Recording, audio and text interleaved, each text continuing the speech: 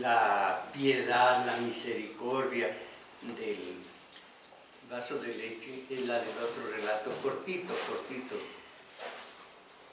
que también les he hecho oír aquí en este mismo sitio. Entonces, primero lo vamos a leer, luego lo vamos a comentar. Ojalá que ustedes tengan sus propios comentarios sobre el vaso de leche, que como les digo, pues todos lo conocemos. Y luego este otro, cortito, hermoso, de José de la Cuadra, un ecuatoriano, que se llama Olor de Cacao. A ver si se llama Olor de Cacao. Sí, Olor de Cacao. Corto, pero bello, ya verán, y con la misma tónica de esa familia, de la misma sangre, sangre dulce, sangre limpia, que es la que deriva del amor. Del amor derivan todas estas bellas ramas, estos bellos frutos, que son los de la piedad, la misericordia, la solidaridad, la hermandad, todo lo hermoso que tiene el humano para dar a los demás, y que de hecho lo entrega. Esta belleza, como les digo, es una familia, todo deriva del amor. Cuando hay amor hay todo absolutamente, y en estos dos priva el sentido, eso, de la piedad, si quieren, o de la misericordia, de la solidaridad, de la hermandad, del humanitarismo. No el humanismo, como dicen muchos, a lo equivocado, porque el humanismo fue una escuela, la del Renacimiento, es totalmente distinto. El humanitarismo, todo deriva precisamente del amor. El amor a uno mismo y a los demás. Porque si no se ama a uno, no puede amar a los demás. Y ahí está una de los postulados de Jesús el Cristo: ama al prójimo como a ti mismo. Ahí está implícito la necesidad de amarse a uno mismo, para así, como reflejo de esto, dar ese amor a los demás. No agrego, como les digo, más detalles al relato, porque allí se quitaría todo lo que tiene de mágico. De todas maneras, les pongo esta indicación: ver el acto solidario, el acto hermoso de amor de una mujer al joven, en donde por supuesto no se trata de nada sexual, de nada sentimental, y el del extranjero que ofrece comida. Fíjense ustedes en ese detalle, y no puedo extenderme más porque, por obvias razones. A ver qué pueden ustedes opinar del vaso de leche de Rojas. ¿Cómo se llama este Rojas? Manuel, chileno. Vino a México. Al irse habló muy mal de México, y entre las cosas mínimas, las que tienen menos importancia, dijo que aquí le ofrecieron vino a él, que venía de Chile, donde hay excelentes viñedos, donde hay excelente manufactura de el vino, y que aquí pues era aguachirle nada más. Pero en cambio, miren nada más en donde hubo un elogio. Le chocaron el coche, lo llevó con un laminero, y se lo dejaron como si nunca hubiera tenido el golpe en la lámina. Perfecto quedó. Bueno, pues aquí ¿Por qué se ríen? Es que me da risa de que critica a una parte de México y a otra la logia. De que cómo le pudo la habilidad de ese ojalatero para arreglar un desperfecto. Bueno, entonces, a ver qué les parece, como les digo que ya es muy conocido. Afirmado en la barandilla de estribor, el marinero parecía esperar a alguien. Tenía en la mano izquierda un envoltorio de papel blanco manchado de grasa en varias partes. Con la otra mano atendía a la pipa. Entre unos vagones apareció un joven delgado. Se detuvo un instante, miró hacia el mar y aventó después, caminando por la orilla del muelle con las manos en los bolsillos, distraído o pensando. Avanzó, no aventó, perdón, avanzó. Después, caminando por la orilla del muelle con las manos en los bolsillos, distraído o pensando. Cuando pasó frente al barco, el marinero le gritó en inglés, I say, look here. Oiga usted, mire. El joven levantó la cabeza y sin detenerse contestó en el mismo idioma. Hello, what? Pues es obvio lo que le contestó. Are you hungry? Preguntó el marinero.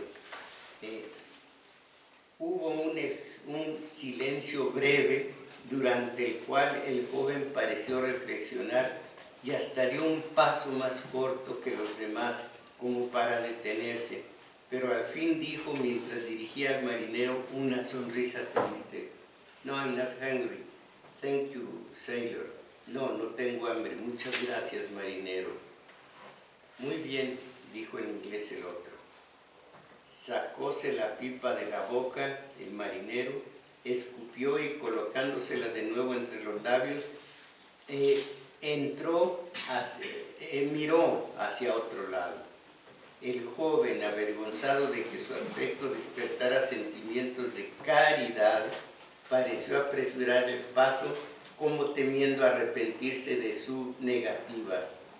Un instante después, un magnífico vagabundo, vestido inverosímilmente de harapos, grandes zapatos rotos, larga barba rubia y ojos azules, pasó ante el marinero y sin llamarlo previamente, le gritó, ¿tiene usted hambre? No había terminado aún su pregunta cuando el atorrante, mirando con ojos brillantes el paquete que el marinero tenía en sus manos, contestó apresuradamente, sí, señor, tengo mucha hambre. Sonrió el marinero, el paquete voló en el aire y fue a caer entre las manos ávidas del hambriento. El joven, que pasara momentos antes parado a corta distancia de allí, presenció la escena. Él tenía hambre. Hacía 3 días justos que no comía, 3 largos días, y más por timidez y vergüenza que por orgullo se resistía a pararse delante de las instancias de los vapores a la hora de la comida, esperando de la generosidad de los marineros algún paquete que contuviese restos de guisos y trozos de carne.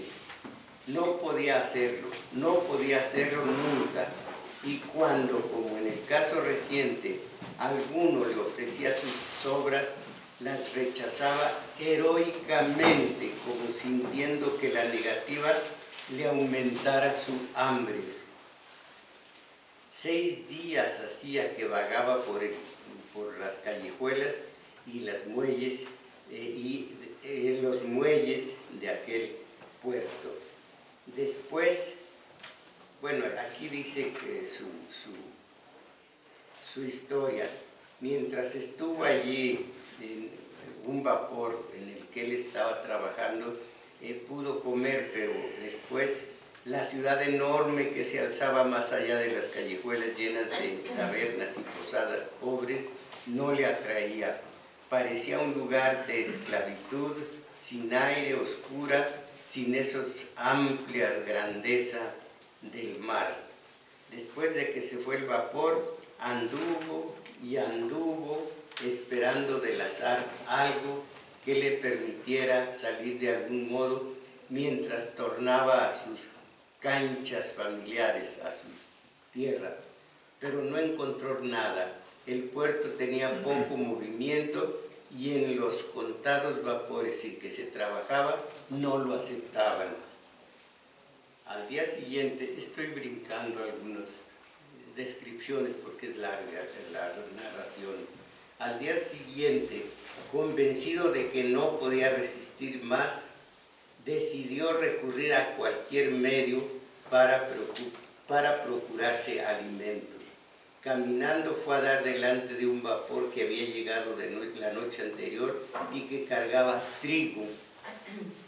Una hilera de hombres marchaba dando la vuelta y al hombro llevaba pesados sacos desde los vagones atravesando una planchada hasta la escotilla de las bodegas donde los estibadores recibían la carga. Estuvo un rato mirando hasta que se atrevió a hablar con el capataz ofreciéndose. Fue aceptado y animosamente formó parte de la larga fila de cargadores.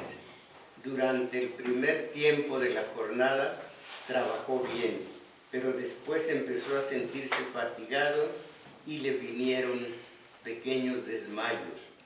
Terminó la jornada completamente agotado, cubierto de sudor, reducido ya a lo último.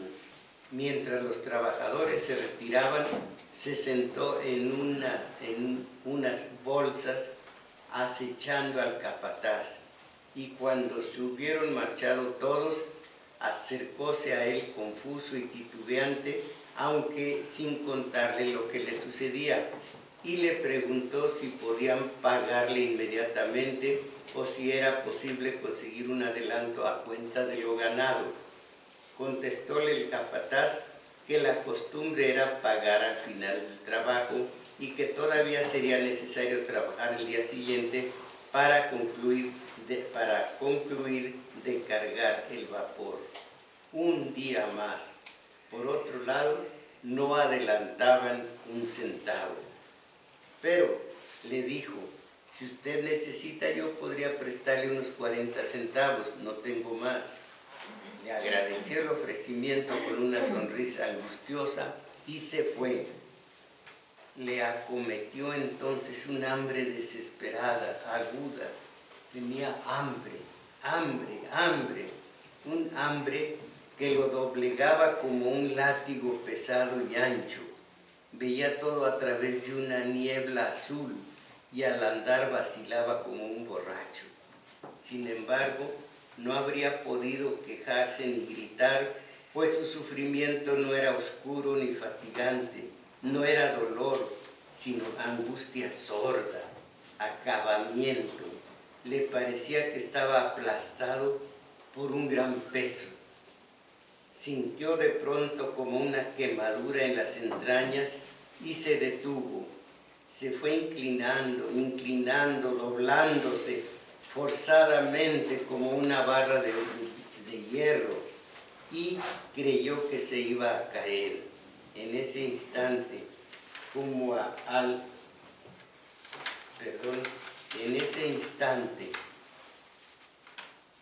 como si una ventana se hubiera abierto ante él, vio su casa, el paisaje que se veía desde ella, el rostro de su madre y el de sus hermanos, todo lo que él quería y amaba, apareció y desapareció ante sus ojos cerrados por la fatiga.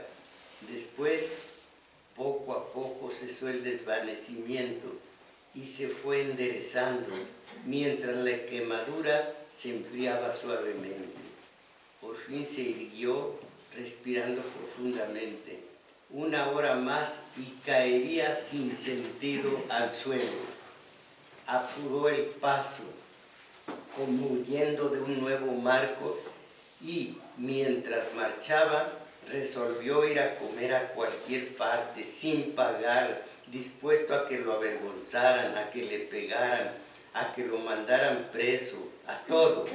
Lo importante era comer, comer, comer. 100 veces repetía mentalmente esa palabra, comer, comer, comer, hasta que el vocablo perdió su sentido, dejándole una impresión de vacío caliente en la cabeza. No pensaba huir. Le diría al dueño: Señor, tenía hambre, hambre, hambre, y no tengo con qué pagar. Haga de mí lo que quiera. Llegó hasta las primeras calles de la ciudad y en una de ellas encontró una lechería, una cafetería.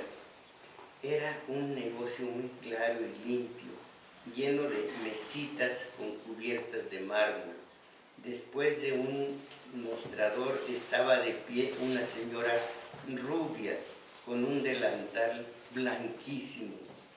Habría podido comer en uno de los figones que estaban junto al muelle, pero continuamente se encontraban llenos de gente que pagaba y que bebía.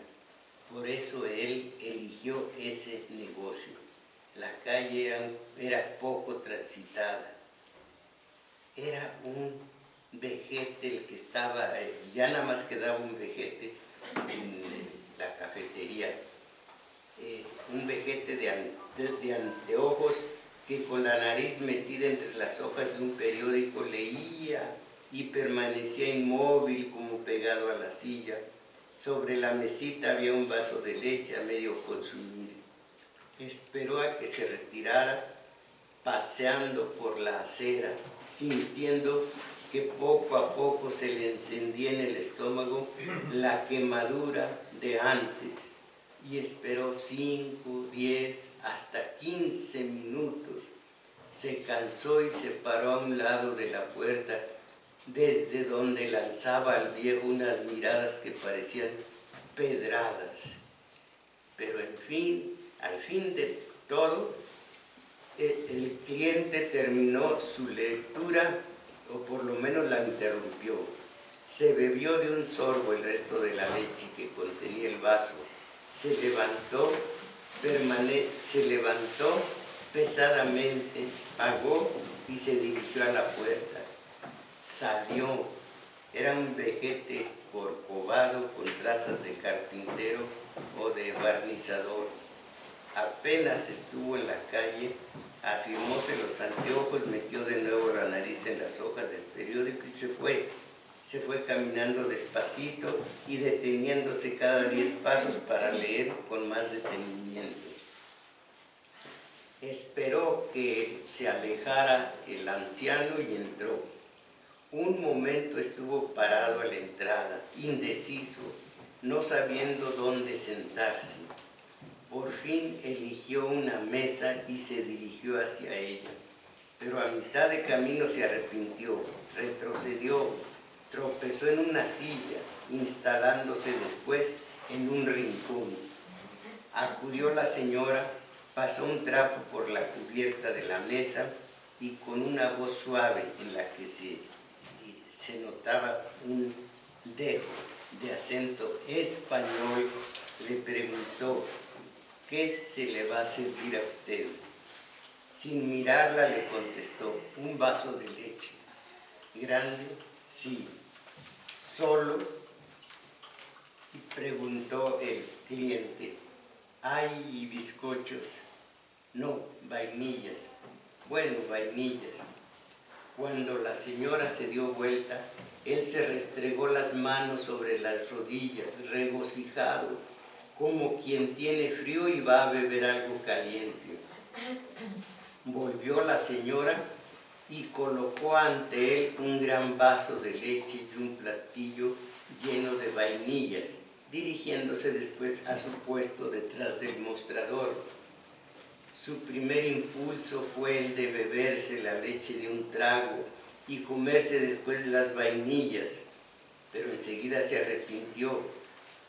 Sentía que los ojos de la mujer lo miraban con curiosidad y detención. No se atrevió a mirarla. Le parecía que al hacerlo, ella reconocería su estado de ánimo y sus propósitos vergonzosos, y él tendría que levantarse e irse sin probar lo que había pedido.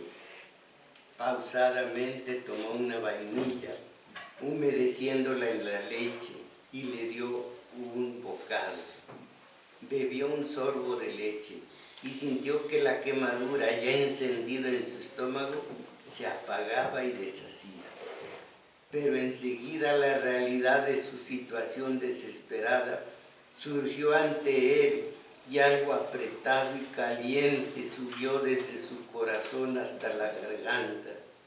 Se dio cuenta de que iba a sollozar a gritos.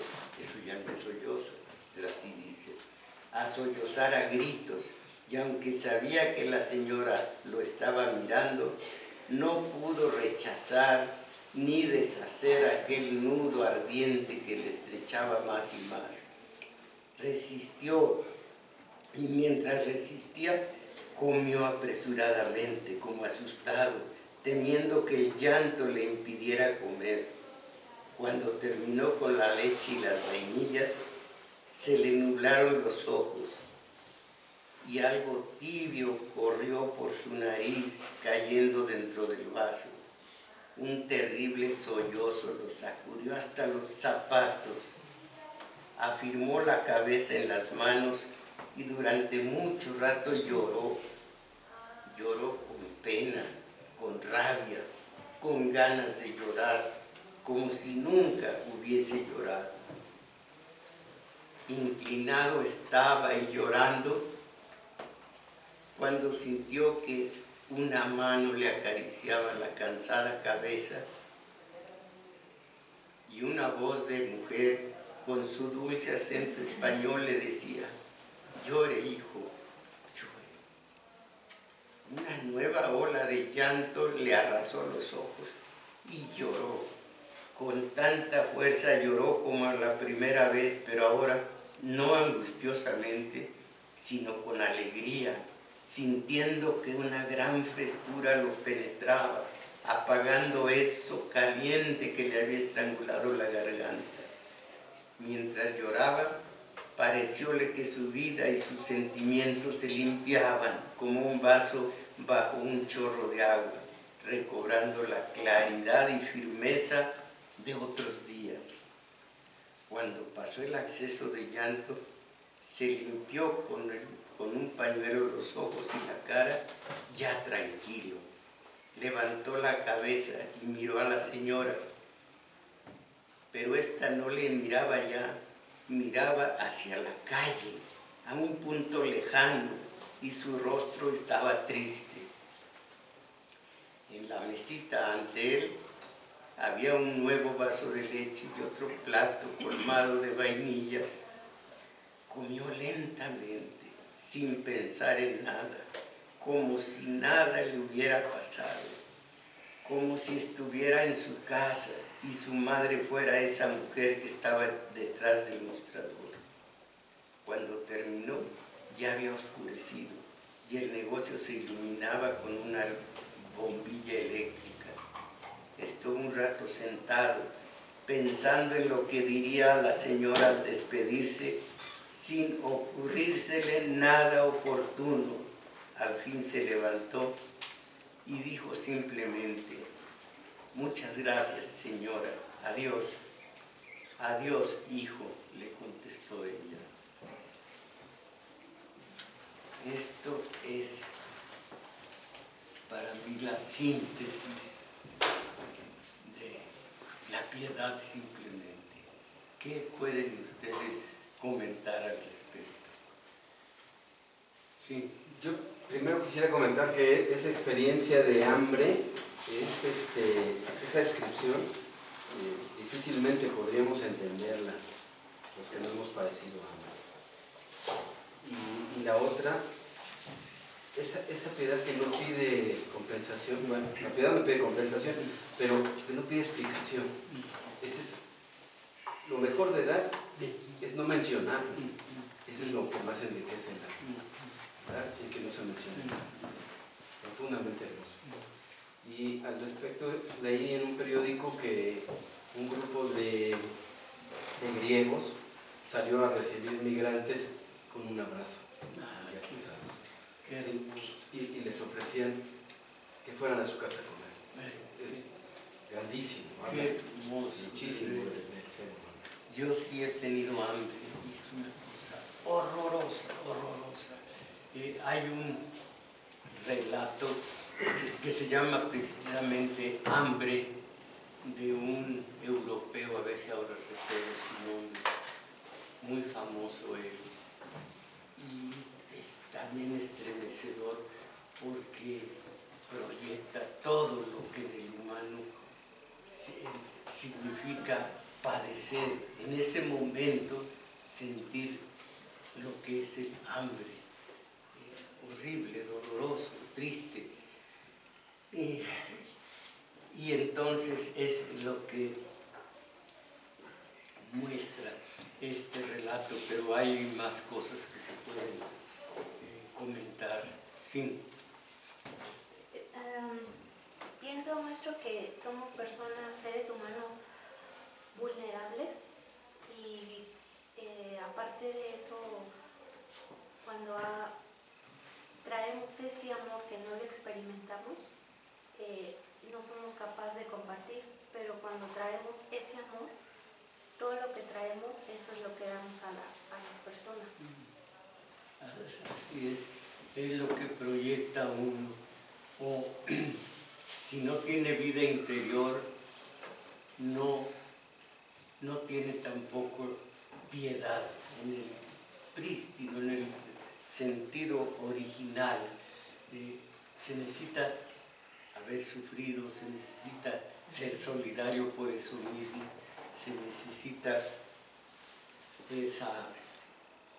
ese sentimiento. Miren ustedes, las parábolas de Jesús el Cristo son tan humanas y las puede entender cualquiera.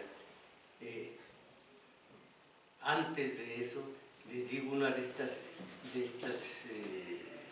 relatos barrocos, recovecosos, como me decía aquella señora, que inventan que los curas, los sacerdotes, como aquel rabino, no era rabino, aquel hombre piadoso que le pidió a Dios que se le apareciera, quería hablar con él, y le dijo Dios: esta tarde voy a estar contigo. Y se estuvo el hombre pendiente de que llegara Dios para platicar con él. Pero se atraviesa un anciano pedigüeño, un limosnero, allí sentado pidiéndole, y no quería hacerle caso porque estaba por recibir a Dios, ni caso le hizo. Y al final se fastidió del intruso y lo corrió de la casa. Váyase, sáquese. Ahora, si hubiera sido mexicano, yo sé lo que le hubiera dicho. Y usted también lo sabe. Y en la noche, pues cuando ya perdió la esperanza de hablar con Dios, que Dios se le apareciera, le reclamó: me fallaste, me mentiste. No, si yo allí estuve, más que me echaste fuera. Se supone entonces, ese pordiosero era Dios, que hubiera querido que le hiciera caso, que le diera una limosna, en fin. Esto me parece demasiado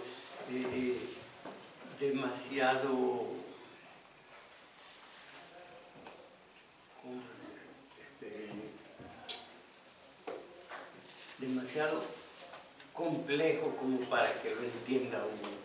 En cambio, imagínense, la parábola del buen samaritano de Jesús. En el camino al templo de Jerusalén lo asaltan unos maleantes, asaltan a este judío, a este judío, y lo hieren y lo dejan a la orilla del camino herido, lo daban por muerto. Pasó un sacerdote, lo vio, y lo que le hubiera dicho a la manera mexicana, también un poquito despectivo, pasó un ciudadano, lo vio y caminó porque iban al templo. Pasó en su caballo un samaritano. Samaria no es un lugar que por aquel entonces era de lo más apreciado de los judíos.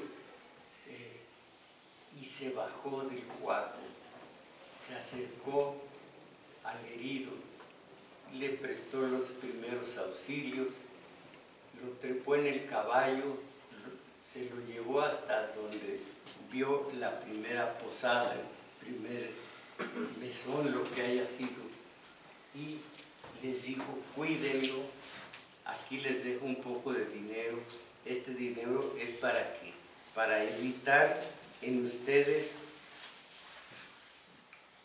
la tentación maligna de llevarlo al seguro social, no, un médico que valga la pena. Y siguió su camino. Y dice Jesús, este fue el buen cristiano, no dijo cristiano todavía, pero dijo el equivalente, este fue el misericordioso y no los otros dos, el ciudadano aquel y el sacerdote, que no se compadecieron del hombre que estaba en desgracia. Y lo que no dijo Jesús, a veces se le iban las ideas, es que debió haber dicho, ese fue un verdadero valedor, dio a valer a quien estaba desvalido, lo dio a valer y se fue. Lo que dijo usted, compañero, la verdadera piedad, el verdadero valimiento, no espera retribución de ninguna clase. Quien me da un regalo y cuando me vuelve a ver me dice, oiga, que se puso los chonchines que le regalé. No, otra cosa. Me cita que si hice uso de ese regalo, si me comí ese regalo, en fin, ya eso lo demerita mucho. Cuando uno regala algo no debe volver tiene el impulso de no volver a citarlo, porque eso es ofensivo para los dos. Pero en fin, el samaritano se fue y hasta allí. Eso es muy entendible para cualquiera y no lo de caramba, pues ¿cómo va uno a adivinar que ese latoso es Dios, ese latoso pedigüeño es Dios? Pues es muy difícil. Es aquel rico, y este no lo dijo Jesús, un rico que está pidiéndole a Dios que lo saque de una bronca terrible, o le dice cómo salir del embrollo de su fábrica, o tiene que quebrar, depende de que le haga un milagro Dios. Está arrodillado pidiendo, y a un lado se acerca un anciano, dice, Dios, ayúdame a que consiga algo de comer, que no he comido y es tardísimo, ayúdame a conseguir algo. Este hombre, el rico, le manda uno de 50, no me lo distraigas, vete a comer. Le da el dinero para que vaya a comer. No me lo distraigas. Entonces es la urgencia que tiene de un milagro cualquiera de estos necesitados. O esta otra esta otra parábola no es muy de mi gusto, pero Epulón se llama un rico, está comiendo, se acerca un necesitado, un pobre, y dice, dame algo de tu comida, y Epulón no le da nada y lo corre de la casa. Se mueren ambos, Lázaro, era otro Lázaro, y Epulón se va al infierno, llamas vivas en el infierno, y Lázaro está en el cielo, y dice Epulón, dile a Lázaro que aunque sea, introduzca su dedo en el agua y me ponga una gota de agua en la lengua, eso va a ser un gran alivio. No, porque cuando tú estabas, etc. Eso me parece hasta una trampa, en este caso de Jesús, el Cristo, porque hacen apología de la pobreza. Cristo Jesús, Ismael, ¿cómo se apellida de ustedes los ricos? Ismael Rodríguez, Ismael Rodríguez, exacto, y tantos más, en donde el pobre, el torito, y la chorreada, el torito es feliz en su pobreza, y qué mal les va a los ricos.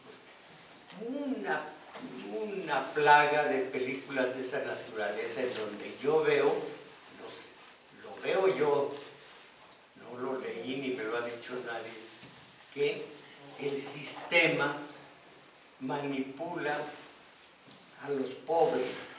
No traten de imitar a los ricos. Todos son desgraciados. Ustedes son felices en su pobreza. Así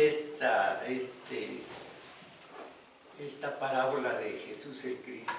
Entonces solo se van al cielo los menesterosos, y Epulón el rico que está comiendo de lo mejor y tomando, iba a decir tomando verdadero café, pero con ustedes no digo la broma, porque si hacen buen café y demás. Liliana, no hago estas bromas. En cambio, mis sangronadas pegan porque alguien se acercó y dice, ya huele a cicuta. Yo le he dicho varias veces que es cicuta, pero no es de esta mesa. Bueno, les decía que notaran la diferencia que existe entre el marinero que quiere ofertar sus sobras y alguien que habla el mismo lenguaje, el pordiosero al que no le importa, no tiene autoestima, ni tiene nada, no tiene amor a sí mismo y dice, échenme esas obras que esta vez ya comí bien. En cambio, de igual a igual, como dos seres humanos que se entienden, que tienen los mismos valores, la española y el joven chileno, se supone que no es, que es de Chile, se identifican porque después de comerse los vasos de leche, no necesita decir nada más que gracias. Se entienden, de nada, hijo, se entienden, es el mismo nivel humano en los dos, y no hay desdoro de ninguna clase, ni en la mujer que oferta el vaso de leche, ni quien lo recibe. No hay desdoro en lo absoluto, son iguales, hablan el mismo idioma, son igual de sensibles los dos.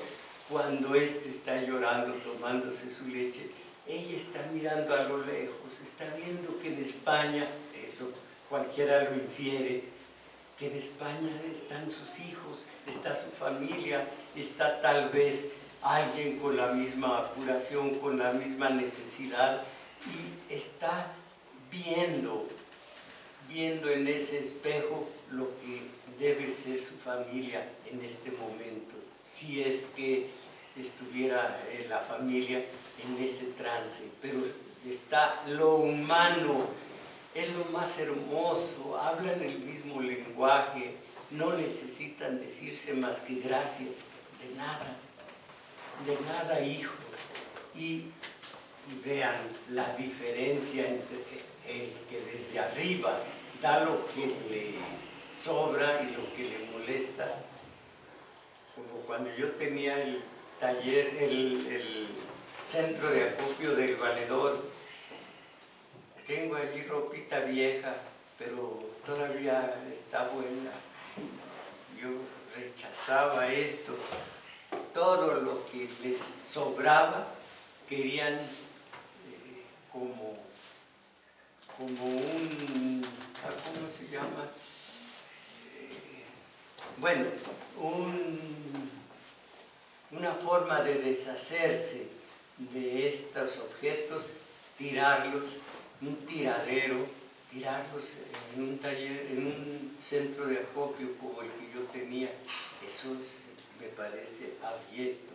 Otra, recibía yo también efectivo, y me dice uno en un taller de lectura de Contreras, ¿y cómo sé que va a llegar a los que lo necesitan mi dinerito?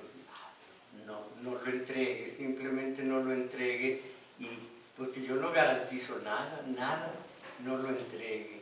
Y otro me dice, traigo esto, ¿me firma de recibido? No. Entre nosotros, yo y quienes conmigo dialogaban, no había diferencia, ni había ni firmas, ni garantía de ningún tipo. Todo era buena voluntad, buena fe, y es lo que ocurrió con